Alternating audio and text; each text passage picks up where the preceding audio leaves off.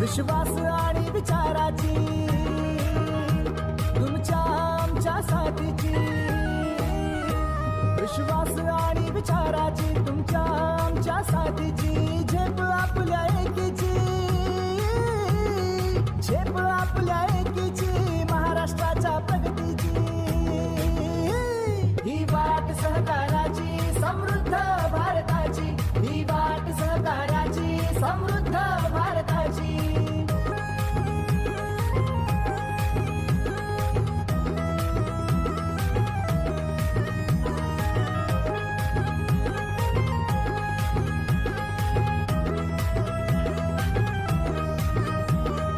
धागे धागे जोडूया, विश्व नवे हे घडवूया, धागे धागे जोडूया, विश्व नवे हे घडवूया, खांद्याला लावून खांदे, खांद्याला लावून खांदे, जगण्याला अर्थ देऊया, ही वाट सहकाराची समृद्ध भारताची, ही वाट सहकाराची समृद्ध भारताची.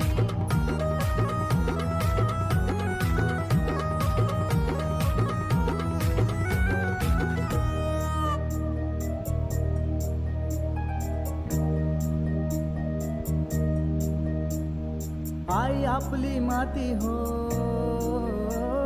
प्राण आपला शेती हो, आई आपली माती हो, प्राण आपला शेती हो, जाणीव आम्हा नात्यांची, किमया आपल्या हातांची, ही वाट सहकाराची समृद्ध भारताची, ही वाट सहकाराची समृद्ध भारताची.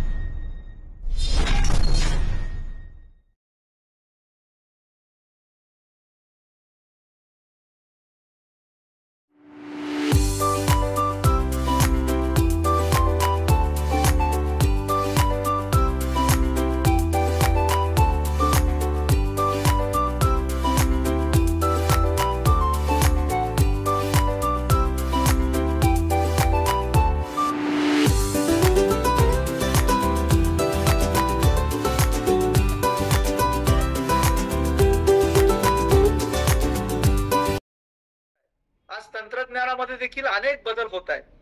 पूर्वी आपल्याला तंत्रज्ञान हे केवळ एक आपण स्वप्नामध्ये बघत होतो की अशा प्रकारचं बँकिंग होऊ शकतं का, मी घरात बसून बँकिंग करू शकेन का, हे आपल्याला स्वप्न वाटत होतं किंवा कुणी सांगितलं तर आपला त्याच्यावर विश्वास बसत नव्हता. परंतु आज परिस्थिती पूर्ण बदललेली आहे आणि आज AI असेल किंवा टेक्नॉलॉजी असेल या माध्यमातून सगळ्या जगामध्ये सगळ्या क्षेत्रामध्ये आज खूप मोठ्या प्रमाणात बदल होत आहे. आणि हे बदल जे वारंवार होत आहेत या बदलाचा आपल्याला आपल्या व्यवसाय वृद्धीमध्ये किंवा आपली संस्था कार्यक्षम करण्यामध्ये प्रशिक्षणाशिवाय पर्याय नाही. शिक्षण आणि प्रशिक्षण यामध्ये फरक आहे. प्रशिक्षण हे आपली कौशल्य विकसित करतं आणि या विकसित झालेल्या कौशल्याच्या आधारावरती आपल्याला आपले व्यवसाय वृद्धीच्या संधी त्यामध्ये आपल्याला निर्माण होत असतात.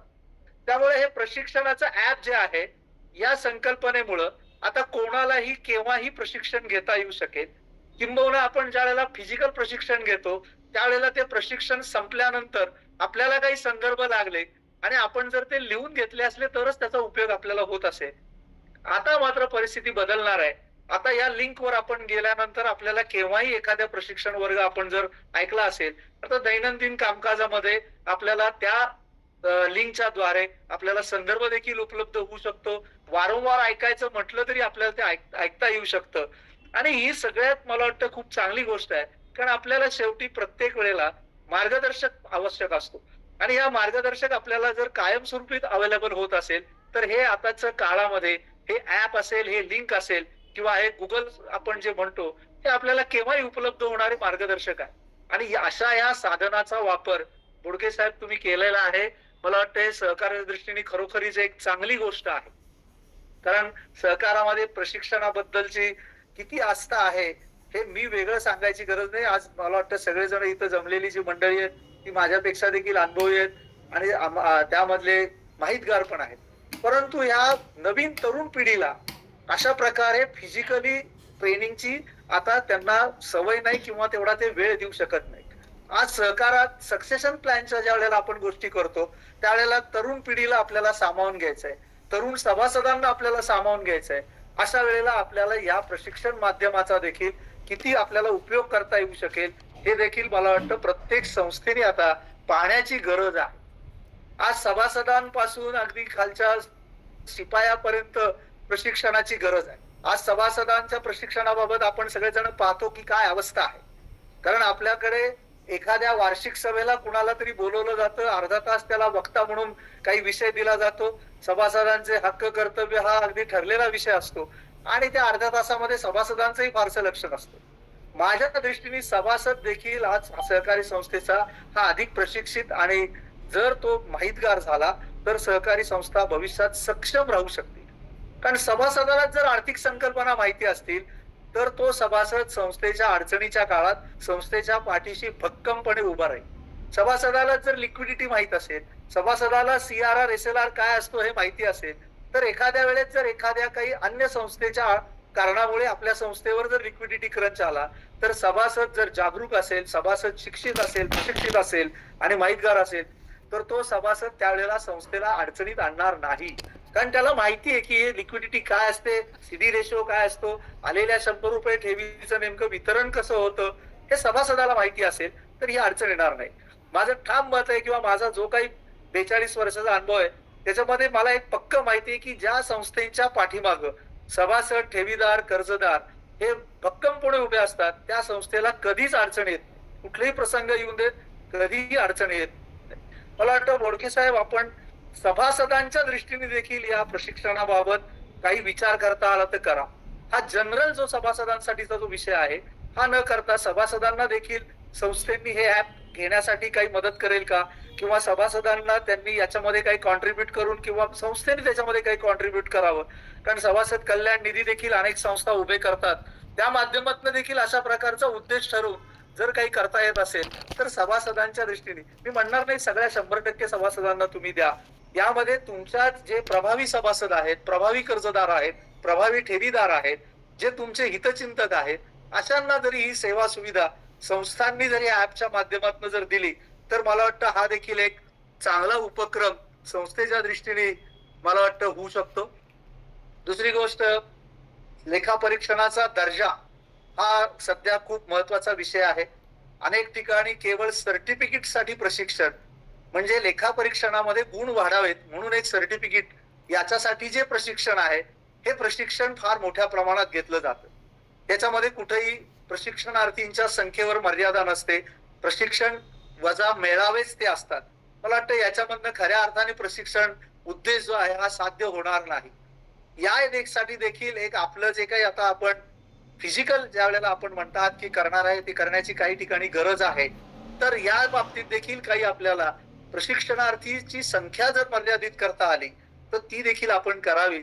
म्हणजे जेणेकरून एक क्वालिटी ज्याला आपण म्हणतो आणि एक इंटरॅक्शन जे आपण प्रशिक्षणार्थींमध्ये होणार आहे ते खऱ्या अर्थाने चांगलं होईल. कारण हे दोन्ही एकमेकाला सपोर्टिव्ह राहणार आहे. केवळ ऍपद्वारे प्रशिक्षण दिलं म्हणजे 100% सक्सेस मिळेल असं नाही.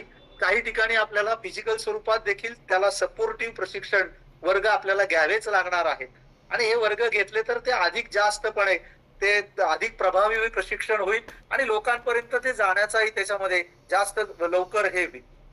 मुळात सहकाराची जी काही मूलभूत तत्व आहेत या तत्वांमध्ये सहकार शिक्षण प्रशिक्षण, सभासद शिक्षण प्रशिक्षण हे एक तत्व 1895 सालापासून आमच्या सहकारात आहे. पण आमचं दुर्दैव असं आहे की आमच्याकडे कुठलीही गोष्ट कायद्याने बंधनकारक जोपर्यंत आम्ही करत नाही तोपर्यंत आम्ही त्याचं पालन करत नाही किंवा ती ऍक्सेप्ट करत नाही. खरं म्हणजे प्रशिक्षण ही स्वेच्छेने स्वीकृत करायची गोष्ट आहे. मला काहीतरी नवीन मिळवायचं आहे, मला माझ्या संस्थेसाठी, मला स्वतःच्या हितासाठी, मला अपडेट राहण्यासाठी मला हे मिळवायचं आहे, ही भावना माझ्यामध्ये असली पाहिजे.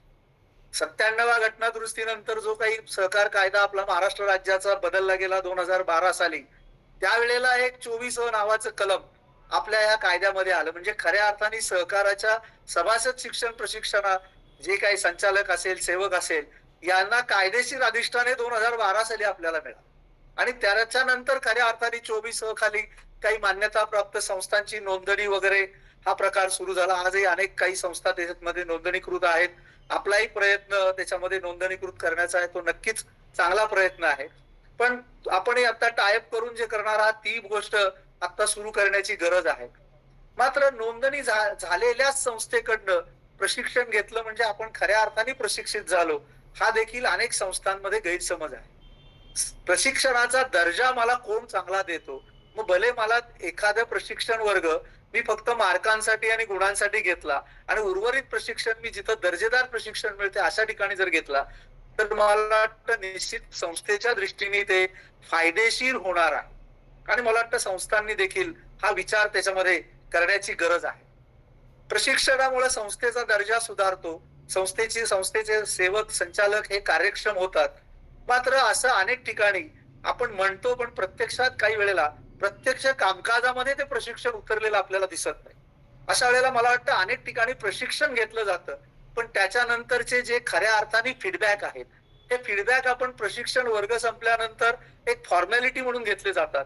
मला असं एक सुचवावंसं वाटतं बोडके साहेब आपल्याला, की आपण ज्या ठिकाणी प्रशिक्षण घ्याल किंवा ऍपद्वारे प्रशिक्षण घेतलं जाईल किंवा जी प्रशिक्षण मंडळी ऍपद्वारे घेतील त्याचं रेकॉर्ड तुमच्याकडे येणार आहे. किती तास घेतलं, किती मिनिटं घेतलं, त्याचं रेकॉर्ड, मुवमेंट रेकॉर्ड तुमच्याकडे असेल. तर या माध्यमातून देखील तुम्हाला एक 6 महिन्यांनी, वर्षांनी किंवा 3 महिन्यांनी घेतलेल्या प्रशिक्षणाबद्दलची काही ओरल टेस्ट घेता आली किंवा एक ऑनलाईन टेस्ट घेता आली किंवा अगदी ऑब्जेक्टिव्ह स्वरूपाची टेस्ट घ्या, 10 मार्काची घ्या, 15 मार्काची घ्या, परंतु त्यामधनं एक बऱ्यापैकी फीडबॅक, खरा फीडबॅक जो आहे तो आपल्याला मिळेल. अन्यथा जो आपण प्रशिक्षण वर्ग संपल्यानंतर जो फीडबॅक घेतो तो केवळ आपल्याला खुश करण्यासाठी असतो आणि त्यामध्ये मुख्यत्वे जेवणाची सोय कशी होती, राहण्याची सोय कशी होती याच्याबद्दलच जास्त कॉमेंट्स असतात किंवा तक्रारी त्याच्याबद्दल जास्त असतात आणि कोणीही समोरासमोर आपल्याला म्हणजे नावं ठेवत नाहीत किंवा त्याला ते आवडलेलं नसतं तरी तो काही बोलत नाही. मला वाटतं खरा फीडबॅक हा जो येईल हा एक आपल्याला देखील, एक प्रशिक्षण संस्थेला देखील एक मार्गदर्शक राहील आणि पुढचं प्रशिक्षणाचं नियोजन, प्रशिक्षणाचं धोरण हे ठरवण्यासाठी मला वाटतं की त्याचा तुम्हाला उपयोग होईल. आणि हा एक खूप मोठं शिवधनुष्य तुम्ही उचलतात, खरोखरी तुमचं कौतुक आहे.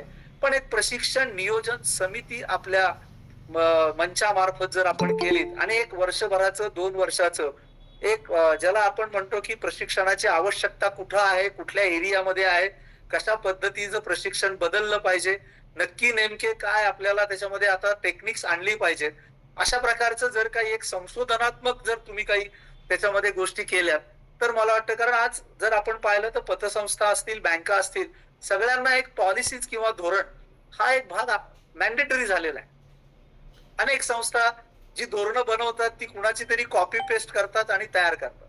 कॉपी पेस्ट करताना संस्थांची नावं देखील बदलत नाहीत असं मी पाहिलेलं आहे.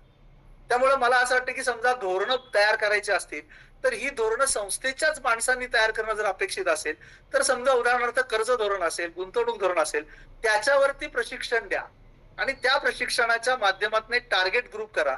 संस्थेमधले इन्व्हेस्टमेंटची बघणारी मंडळी कोण आहेत तर अशा 15 संस्थांमधले 1-2 माणसं आली किंवा 25 संस्थांमधली 2-2 करून 50 लोक आली तर त्यांना नेमकी इन्व्हेस्टमेंट काय असतं, पॉलिसी काय असते, पॉलिसीचा उद्देश काय, कोणते घटक किंवा कोणत्या गोष्टी त्याच्यात आल्या पाहिजेत, जबाबदारी काय आहे, अधिकार काय.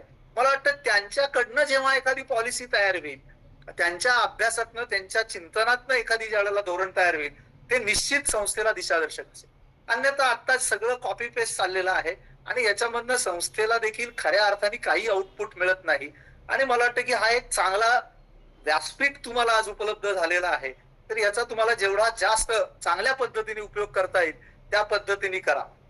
मी थोडक्यातच आवरणार आहे कारण मला कल्पना आहे की आज सगळ्यांनाच त्याची गडबड आहे. एक वेगळी गोष्ट मला तुम्हाला पुडके साहेब सुचवायची या निमित्ताने की तुम्ही अडचणीतल्या एक 10 संस्था दत्तक स्वरूपात तुम्हाला मंचाला घेता येत असतील तर विचार करा.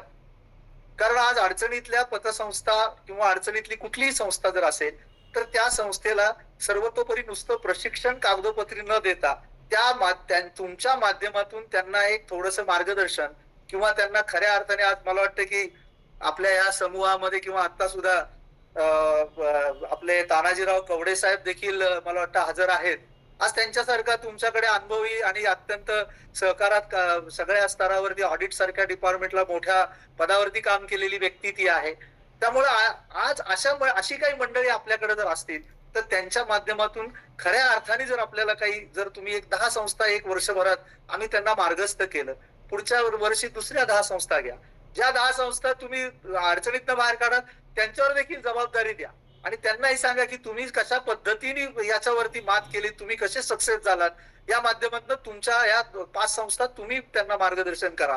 कारण हा जोपर्यंत आपण पर्याय करत नाही तोपर्यंत आपल्याला संस्था ज्या आहेत त्या अडचणीतनं बाहेर आणता येणार नाहीत. कारण आज नवीन संकल्पना येत आहेत, नवनवीन व्यवसाय वृद्धीच्या देखील संकल्पना आहेत.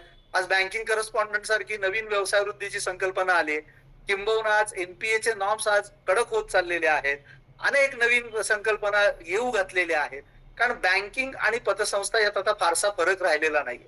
अशा वेळेला अशा पद्धतीने जर काही करता आलं किंवा लेखा परीक्षणामध्ये ड वर्ग असलेल्या संस्थांना क वर्गात आणण्यासाठी मला वाटतं कवडे साहेबांसारखा मनुष्य त्याच्यामध्ये जास्त चांगल्या पद्धतीने त्या संस्थांना ते मार्गदर्शन करू शकतील. प्रॅक्टिकल त्याच्यामध्ये काय गोष्टी आहेत, शासनाच्या अपेक्षा काय आहेत किंवा कोणत्या गोष्टींमध्ये तुमचे मार्क वाढू शकतात, तर ह्या सगळ्या ज्या काही गोष्टी आहेत तर या मला वाटतं आपण कराव्यात. कारण प्रशिक्षण हे दिलंच पाहिजे, ते राहील. ते फॉर्मल प्रशिक्षण न देता मला वाटतं या माध्यमातून आपण एक मंचाचं काम एक वेगळ्या पद्धतीने जर आपण केलं तर मला वाटतं निश्चित आपलं जे काम आहे हे समाज त्याची दखल घेईल, सहकार क्षेत्र त्याची दखल घेईल आणि आपण करत आहात. आपण आज याच्यामध्ये जवळजवळ 36 वर्षाचा तुम्हाला सहकारातला अनुभव आहे. लिपिक पदापासून सीईओ पदापर्यंत आपण काम केले, त्यामुळे आपल्याला प्रत्येक स्तरावरची नेमक्या अडीअडचणी काय आहेत हेही तुम्हाला माहिती आहे. आज संगणक प्रणाली बद्दल देखील मी काही बोलणार नाही, पण संगणक प्रणाली हा एक सगळ्याच संस्थांचा कळीचा मुद्दा आहे. त्याच्यामध्ये देखील आज एक चांगले कन्सल्टंट मिळत नाहीत. अनेक ठिकाणी व्यक्तिगत कन्सल्टंट त्यांचे वेस्टेड इंटरेस्ट त्याच्यामध्ये असतात आणि आज अडीअडचणी खूप येत आहेत. हाही एक मोठा भाग तुम्हाला त्या माध्यमातून जर करता आला की सिस्टीम कशा असली पाहिजे, कॉम्प्युटर प्रणाली कशी असली पाहिजे, सिस्टीम ऑडिट मग काय असलं पाहिजे, तर मला वाटतं खूप मोठं काम आहे साहेब. तुम्हाला भरपूर काम करायला संधी आहे आणि सहकार क्षेत्र हे असं आहे की लोकाभिमुख आहे. तुम्ही चांगलं काम केलं तर नक्कीच लोक तुम्हाला ऍक्सेप्ट करतात. काम चांगलं नाही केलं तर लोक आपल्याला रिजेक्ट पण करायला कमी करत नाहीत. त्यामुळे मला खात्री आहे आणि आपण आजपर्यंत जे काही काम केलेलं आहे ते नक्कीच तुमचं वाखाणण्याजोगं आहे. सहकार क्षेत्राने दखल घेतलेली आहे. आज तुम्ही हे ऍप जो काही मंच तुम्ही स्थापन केला त्याचे मी मेंबर्स बघितले, जवळजवळ 500च्या वर तुमचे मंचाचे मेंबर्स आहेत. ऍपला देखील माझ्या दृष्टीने खूप मोठा प्रतिसाद मिळेल. तंत्रज्ञानाच्या या बदलत्या युगामध्ये आज लोकांना घर बसल्या सगळ्या गोष्टी पाहिजेत, माझ्या वेळेनुसार मला पाहिजेत आणि मला वाटतं ती गरज तुम्ही आज पूर्ण केलेली आहे आणि खरोखरच त्या निमित्ताने मी तुमचं आणि विशेषतः तुमच्या टेक्निकल टीमचं मी हार्दिक अभिनंदन करतो आणि तुम्हाला या पुढच्या संपूर्ण प्रवासामध्ये मी शुभेच्छा देतो आणि मी देखील तुमच्या बरोबर आहे, तुमच्या बरोबर असेल. माझ्याकडनं जे काही तुम्हाला सहकार्य लागेल ते मी नक्की तुम्हाला देण्याचा प्रयत्न करेन, कारण तुमचं काम चांगलं आहे. ज्या ठिकाणी काम चांगलं असेल तिथे मी 100% मी सहकार्य करीन आणि ही तुम्हाला मी आज ग्वाही देतो की तुम्हाला जिथं जिथं काही मदत लागेल, सहकार्य लागेल त्या दृष्टीने मी तुम्हाला हे करेन. आणि पुन्हा एकदा मी तुमचं सगळ्यांचं अभिनंदन करतो, आभार मानतो. जी मंडळी आज वेळात वेळ काढून उपस्थित राहिली आणि मला जे 2 शब्द माझे ऐकलेत आणि मला आपण बोलवलं, पुन्हा मला इथं उद्घाटन करून माझे शब्द शब्द सांगायच्याबद्दल आपण मला संधी दिलीत त्याबद्दल मी पुन्हा एकदा आपले सगळ्यांचे आभार मानतो. धन्यवाद. जय महाराष्ट्र, जय सहकार. धन्यवाद साहेब. खूप छान तुम्ही या ठिकाणी मार्गदर्शन केलेलं आहे आणि तुम्ही ज्या सूचना मांडल्यात त्या अगदी स्वागतार्ह आहे. निश्चित त्या पद्धतीने आपण विचार करूया. तुम्ही पण आमच्याबरोबर आहात.